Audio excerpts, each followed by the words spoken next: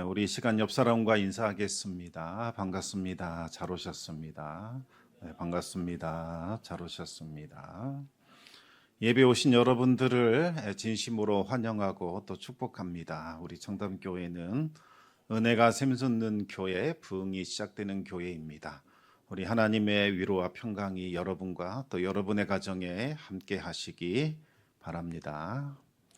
네, 오늘 제목은 저주를 축복으로 바꾼 비결입니다. 그런데 이 저주라는 단어는 말만 들어도 참 마음이 무겁고 불편합니다.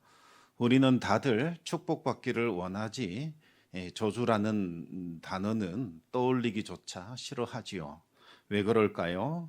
저주라고 하면 우리가 드라마에서 보는 것처럼 누군가가 저주를 걸어서 불행해지고 그것을 해결하기 위하여 주술사를 찾아가서 액땜을 하거나 부적을 붙이는 그런 장면이 자꾸 연상되기 때문입니다. 누군가의 악의적인 저주, 잘못하고 난 사주팔자 혹은 신비한 힘이나 악령의 역사로 인하여 저주가 발생한다, 그렇게 생각을 합니다. 그래서 저주를 피할 수 없는 운명이나 어쩔 수 없이 당해야 하는 불행 정도로 여기게 되지요.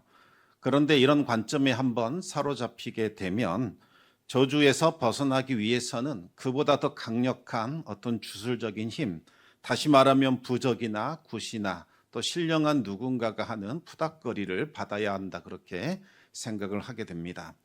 그러나 이와 같은 생각은 성경이 말하는 저주의 개념과 완전히 다르지요. 성경에서 말하는 저주는 주술이나 미신 때문에 생기는 것은 아닙니다. 하나님과의 관계가 막힐 때 생기는 현상이 저주라는 거지요. 마치 수도관이 막히면 더 이상 깨끗한 물이 나오지 않는 상태가 되는 것, 그것과 유사합니다. 하나님의 사랑이, 하나님의 은혜가 계속해서 우리 삶 속에 흘러 들어와야 우리는 형통해지고 풍성한 은혜의 삶을 살아갈 수 있습니다. 그런데 불순종이라는 찌꺼기, 교만이라는 찌꺼기, 자기의라는 영적 찌꺼기가 들어오게 되면 축복의 통로가 막히게 되겠지요. 그러면 아무리 애쓰고 노력해도 잘 풀리지 않습니다. 이것이 바로 저주죠. 저주는 어떤 세력이나 힘의 역사에 의하여 발생하는 것이 아니라 우리가 선택한 삶의 결과로 찾아오는 겁니다. 그래서 성경은 액땜이나 부적으로 저주의 문제를 해결하라, 그렇게 말씀하고 있지 않습니다. 진정한 해결책은 축복을 가로막고 있는 영적인 찌꺼기들을 제거해야 합니다. 불순종과 교만, 이기심과 같은 죄의 찌꺼기들이 사라지면 막혔던 통로가 열어지게 되고 하나님의 은혜가 스며들게 되지요. 따라서 회개하고 하나님께로 돌아오는 것, 그리고 우리의 죄를 씻김 받는 것, 이것이 저주의 문제를 해결할 수 있는 유일한 방법입니다. 이와 같이 하나님과의 바른 관계가 회복되어 하나님의 은혜로 충만해진 상태, 이것을 형통함 혹은 축복의 상태라고 부르는 겁니다. 성경을 보시면 하나님은 언제나 저주와 축복을 동시에 말씀하십니다. 우리 함께 신명기 30장 19절 말씀 같이 읽어보겠습니다.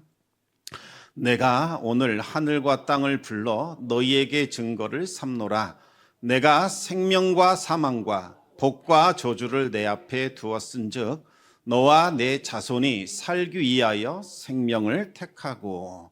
신명기 말씀에 따르면 하나님께서 우리 앞에 생명과 사망, 복과 저주를 두셨다, 이렇게 말씀하시죠. 그러면서 너희가 풍성함, 형통함을 얻으려면 생명과 복을 선택하라 말씀하십니다. 축복과 저주는 어쩔 수 없는 운명이 아니라 우리가 선택할 수 있는 것들이라는 의미입니다. 그런데 이 말씀 읽으면서 조금 아쉽게 느껴지지 않습니까? 하나님께서 기왕이면 축복과 생명만 놓으시면 좋을 텐데 왜 사망과 저주도 함께 놓으시는 걸까? 이것은 우리를 두렵게 하려고 하시는, 혹은 겁주려고 하시는 것 아니지요. 오히려 생명과 축복의 길로 우리를 인도하시려는 하나님의 사랑입니다. 마치 부모가 자녀에게 뜨거운 불 만지면 안 돼, 큰일 나 말하는 것과 같지요. 사랑하기 때문에 미리 위험을 알려주는 겁니다. 그러면서 택하라고 하신 것은 이것은 불가항력적인 어쩔 수 없는 것이 아니라 우리가 선택할 수 있다는 것을 강조하는 겁니다.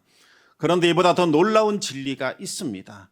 이미 저주 아래에 놓여 있는 사람이라 할지라도 하나님의 은혜가 부어지기 시작하면 그 저주의 상태를 축복으로 바꿀 수 있다는 사실입니다. 그 구체적인 예를 오늘 본문에서 찾아볼 수 있는데요. 레위 지파가 바로 살아있는 증인이 됩니다. 그렇다면 레위 지파는 구체적으로 어떤 상황에서 이와 같은 변화를 경험했을까요? 그들도 액땜을 하거나 부족 같은 것을 붙였던 걸까요? 그렇지 않지요. 그들은 하나님 앞에 무릎 꿇고 진심으로 회개를 했습니다. 그리고 하나님을 가까이 하는 삶을 살게 됩니다. 그러자 막혔던 축복의 통로가 열리게 되었고 하나님의 은혜가 스며들기 시작합니다. 오늘 본문이 나온 배경을 간략하게 말씀을 드리겠습니다. 이스라엘 백성들은 모세를 따라 애굽에서 나온 지 47년 만에 드디어 가나안 땅을 차지하게 됩니다. 여호수아는 지파별로 제비를 뽑아 각 지파별로 해당되는 지역을 기업으로 줬지요. 그런데 모든 지파가 다 땅을 기업으로 받은 것 아니었습니다. 레위 지파는 그들만의 땅을 분배받지 못했습니다. 그 대신 다른 형제 지파들이 조금씩 성읍을 내어주면 그 성읍에 들어가 더부살이를 하게 된 거지요.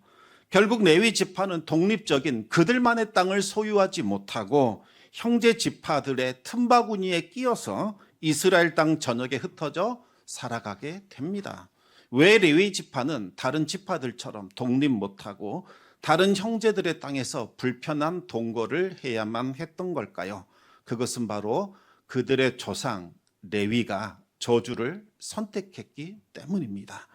레위는 끓어오르는 분노와 혈기를 주체하지 못해서 잘못된 선택을 계속해서 하게 되었고 그 결과 아버지 야곱이 임종하는 그 자리에서 너는 흩어지게 될 것이라는 저주의 예언을 듣게 됩니다.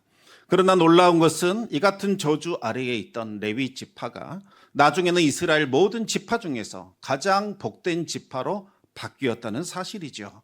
어떻게 이와 같은 일이 가능하게 된 걸까요? 이 질문에 대한 답을 찾아가면서 우리에게 주시는 하나님의 은혜를 누리도록 하겠습니다. 먼저 창세기에 나오는 야곱의 유언, 임종의 자리에서 아들들에게 했던 그 유언의 일부를 한번 살펴보겠습니다. 창세기 49장 5절에서 7절까지 말씀 우리 같이 읽겠습니다. 시므온과 레위는 형제요 그들의 칼은 폭력의 도구로다. 내 호나 그들의 모의에 상관하지 말지어다. 내 영광아 그들의 집회에 참여하지 말지어다. 그들이 그들의 분노대로 죽이고 그들의 혈기대로 소의 발목 김줄을 끊었음이로다. 그 노여움이 혹독하니 저주를 받을 것이요 분기가 맹렬하니 저주를 받을 것이라. 내가 그들을 야곱 중에서 나누며 이스라엘 중에서 흩으리로다.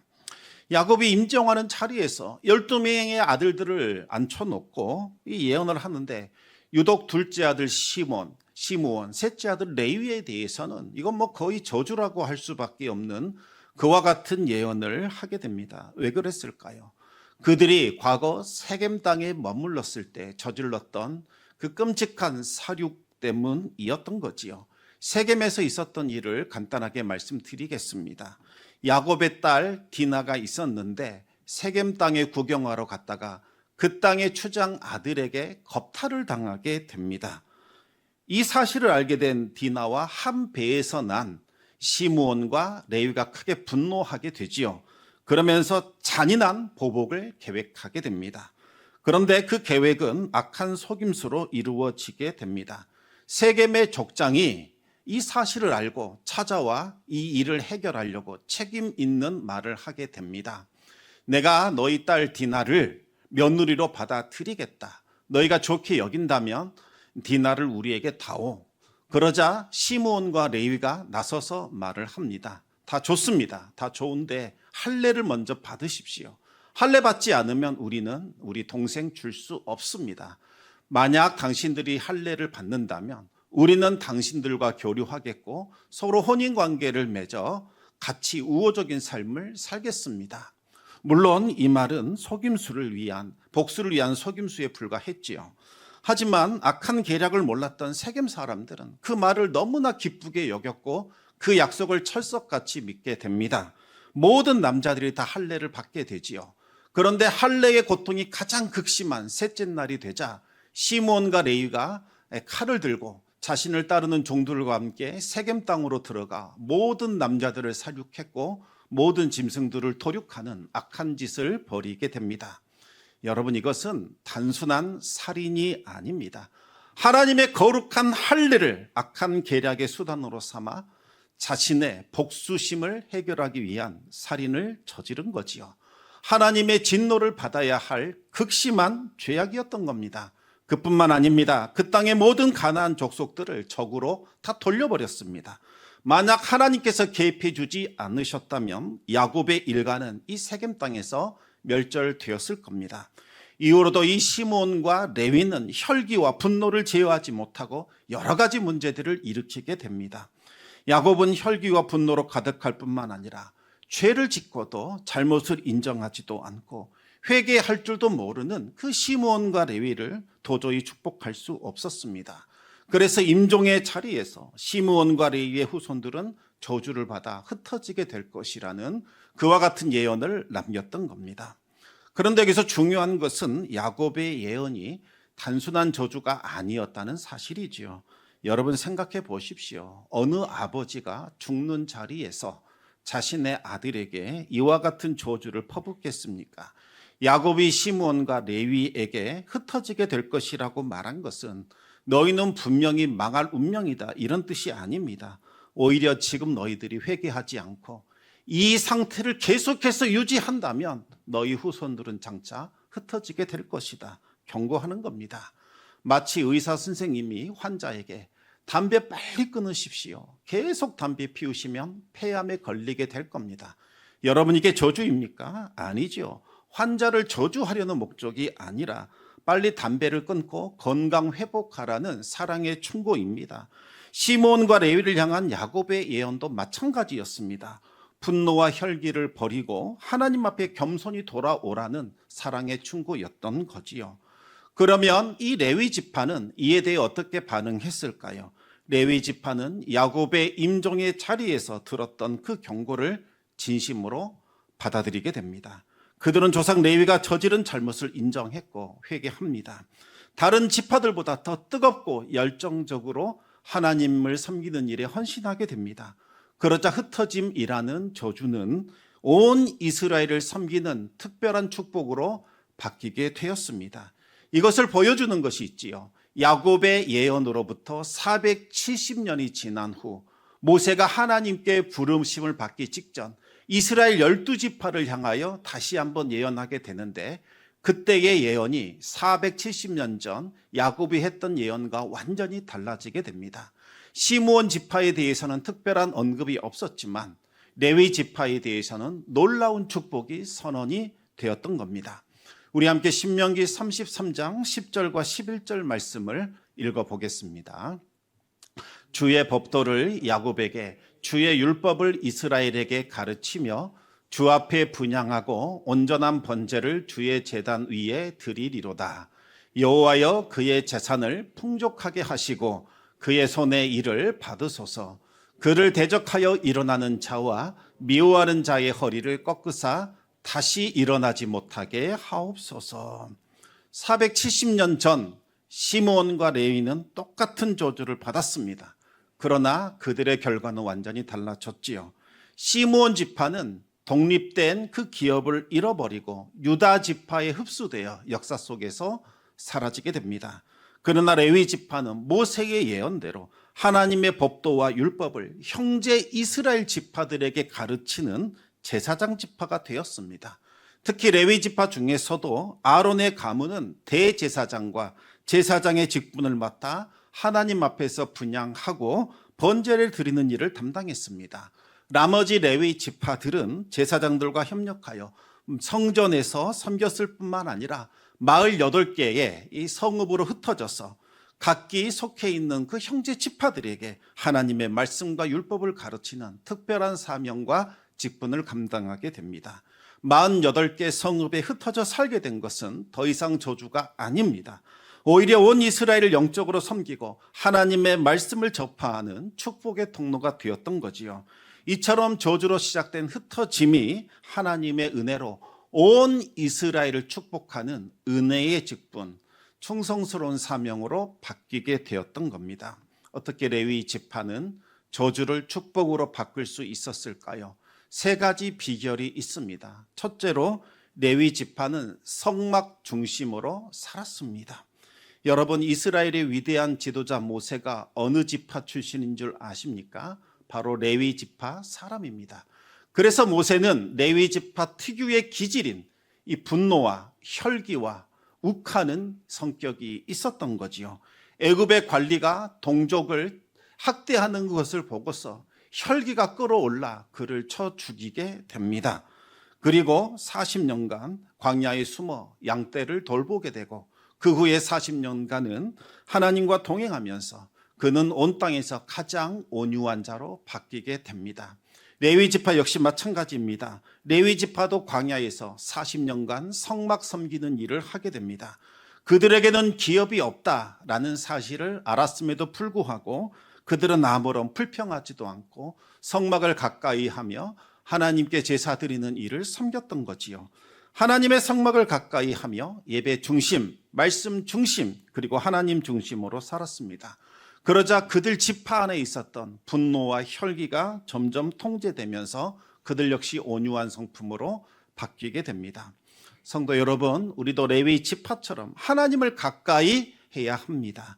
성막의 핵심은 건물이 아니라 하나님이 임재하는 것, 하나님이 계시는 곳, 그곳을 말하는 겁니다. 여러분, 매일 아침 15분만이라도 성경을 펴놓으시고 하나님과 만나는 시간 가져보시기 바랍니다. 유튜브 영상 들으란 말 아닙니다. 성경을 펼치십시오. 이해가 되든 안 되든 말씀을 소리내어 읽으시기 바랍니다. 15분간만 그렇게 해보시기 바랍니다.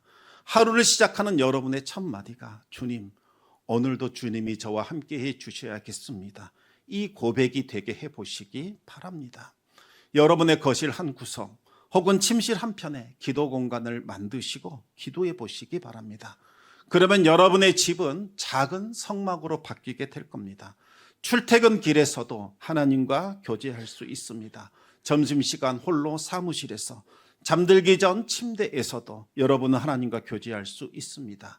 성막은 어떤 특별한 장소가 아니라 하나님과 만나는 장소, 마음의 상태를 말하는 겁니다. 특히 주변에 믿는 이웃이나 동료들이 있다면 함께 기도할 수 있는 기도의 동력자, 파트너로 삼아 보시기 바랍니다. 혹은 교구 식구들과 함께 단톡방을 만드시고 매일 말씀 묵상 나눠보시기 바랍니다. 함께 기도하는 것도 좋은 방법이겠지요. 화가 날 때에는 즉시 반응하지 마시고 잠깐 멈춰 서서 하나님, 제 마음을 제가 어찌할 수가 없네요. 제 마음을 다스려 주시옵소서. 기도해 보시기 바랍니다. 하나님 관점에서 상황을 바라보는 연습하시기 바랍니다. 그러면 분노와 혈기가 통제되면서 온유한 성품으로 바뀌게 될 겁니다. 두 번째로 레위 지파는 하나님께 온전히 헌신했습니다. 모세가 시내산에 올라가 십계명 받고 있을 때에 이스라엘 백성들은 황금으로 된 송아지 우상을 만들어 놓고 아주 난잡한 짓을 벌이고 있었습니다. 산에서 내려와 이 광경을 목격한 모세가 외칩니다. 누구든지 하나님 편에 있는 사람은 나에게로 나오라. 그러자 오직 레위 자손들만이 모세의 편에 섰습니다. 레위 자손들은 형제, 친구, 이웃을 막론하고 하나님의 뜻을 거역하는 데 앞장섰던 자들, 그들을 제거하는 일에 헌신했습니다.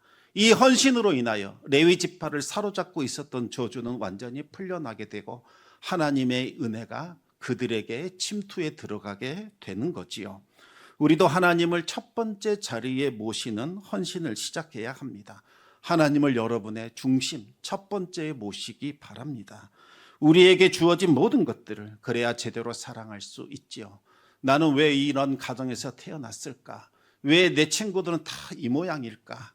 여러분, 기도하면 바뀌게 됩니다. 하나님을 첫 번째 자리에 모시게 되면 하나님이 주신 사랑하는 가족, 하나님이 만나게 해주신 좋은 친구, 하나님이 내게 허락하신 가장 복된 직장이라는 생각을 갖게 되지요. 그러면서 진심으로 사랑할 수 있게 되는 겁니다. 그러면 모든 것이 달라지게 됩니다. 여러분, 헌신은 무엇이라고 생각하십니까? 여러분의 마음을 하나님께 드리는 것, 여기에서부터 헌신이 시작이 됩니다. 아침에 일어나서 하나님께 먼저, 하나님 참 오늘도 좋은 아침 주셨습니다. 모든 것이 은혜입니다. 인사드리고 시작해 보시기 바랍니다. 아무리 바빠도 사랑하는 연인과의 데이트 시간을 먼저 확보하듯이 하나님과의 시간을 우선적으로 확보해 두시기 바랍니다. 그러면 하루가 완전히 다르게 느껴질 겁니다. 걱정, 근심 생길 때에 혼자 고민하지 마시고 하나님께 털어놓으시기 바랍니다. 하나님, 해결할 방법이 없습니다. 도와주시옵소서. 이렇게 솔직하게 말씀드리는 것, 이것이 하나님이 기뻐하시는 헌신이죠. 하나님은 우리의 마음을 온전히 내어드리는 것, 그것을 기뻐하십니다. 때로는 가족이나 친구들이 너 요새 너무 교회에 빠져 있는 것 아니냐 말할 수도 있습니다. 그럴 때는 억지로 변명하지 마시고 하나님의 사랑이 얼마나 좋은지를 여러분의 변화된 삶을 통하여 보여주시기 바랍니다. 이전보다 더 평안하고 이전보다 더 기쁨이 넘치는 삶의 모습을 보여주시라는 겁니다. 그러면 여러분 주변 사람들이 하나님 살아 계시나 보다, 하나님이 저 사람과 함께 하시는구나 깨달을 수 있게 될 겁니다. 매일 저녁 잠들기 전 하나님과 대화를 통하여 하루를 마무리하시기 바랍니다. 주님, 오늘 하루 참 좋았습니다. 하나님께서 저와 동행해 주셨습니다. 감사합니다. 그런데 제가 주님보다 더 소중하게 여긴 것 있다면 용서해 주십시오.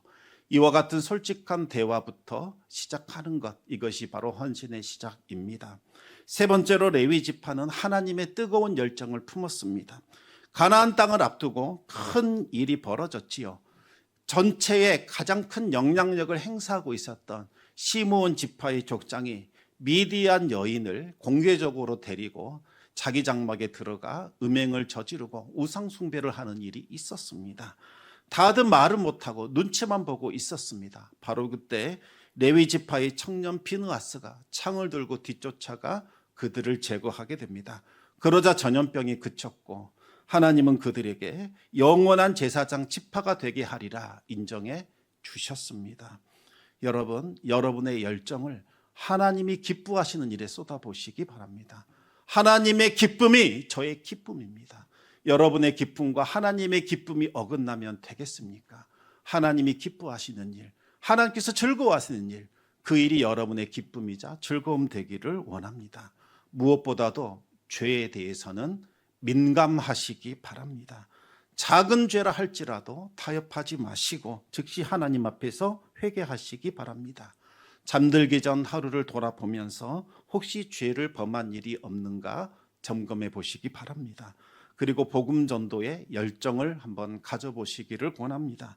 여러분 주변에 예수님을 모르는 가족, 친구, 동료, 이웃들이 있지 않습니까? 올해는 꼭 한 사람이라도 교회로 인도하겠다는 목표를 세우시기 바랍니다. 먼저 기도하시고 사랑을 베풀어 보시기 바랍니다. 그러면 마음이 열려 여러분의 초대에 응할 수 있을 겁니다. 직장에서도 가정에서도 성실한 모습으로 누구보다 열정적으로 그리스도의 아름다운 향기를 드러내며 살아가시기 바랍니다. 불의한 일에는 침묵하지 마시고 바른 목소리를 내시기 바랍니다.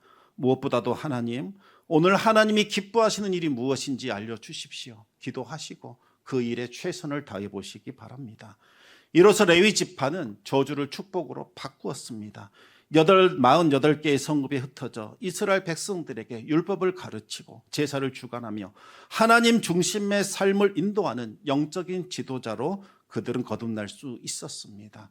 저주를 축복으로 바꾸시는 분, 그분이 바로 우리가 믿고 따르는 하나님이십니다. 우리 하나님은 저주까지도 축복으로 바꿀 수 있는 분이십니다. 우리 함께 로마서 8장 28절로 이 고백을 함께 드리겠습니다. 우리가 알거니와 하나님을 사랑하는 자, 곧 그의 뜻대로 부르심을 입은 자들에게는 모든 것이 합력하여 선을 이루느니라. 아멘. 레위 지파가 이 말씀이 진리라는 것을 몸소 우리에게 보여준 셈이죠. 여러분, 우리들이 바로 변화된 레위 지파입니다. 십자가 안에서 모든 저주가 다 끊어졌습니다. 이제는 축복이 임했습니다. 그렇다면 복의 통로로 살아가시기 바랍니다. 지금 혹시 어려운 상황 가운데 있는 분들 계십니까? 실패와 거듭되는 좌절로 인하여 힘든 시간 보내고 계신 분 있습니까? 하나님은 그 모든 것을 축복으로 바꿀 수 있는 분입니다. 그 모든 것들을 하나님께로 가져가시기 바랍니다. 이번 주 작은 일부터 시작해 보시기 바랍니다. 매일 아침마다 하나님, 좋은 아침입니다. 오늘 기대됩니다. 이 고백과 인사를 시작해 보시고 불평과 원망과 분노가 엄습해 올 때에 주님, 제 마음 다스려 주시옵소서 기도하시기 바랍니다. 잠들기 전에는 세 가지 감사할 만한 일들을 찾아보시고 그것을 하나님께 고백하는 시간 가져보시기 바랍니다. 가끔씩 가족들과 함께 모여서 하나님이 우리 가정에 주신 은혜가 얼마나 큰지 나누는 시간 가져보시기 바랍니다. 하나님이 주신 은혜의 말씀들을 자녀들과 함께 나누시고 이웃들과 함께 나누시고 하나님께서 주신 사랑과 은혜를 한번 간증해 보시기 바랍니다.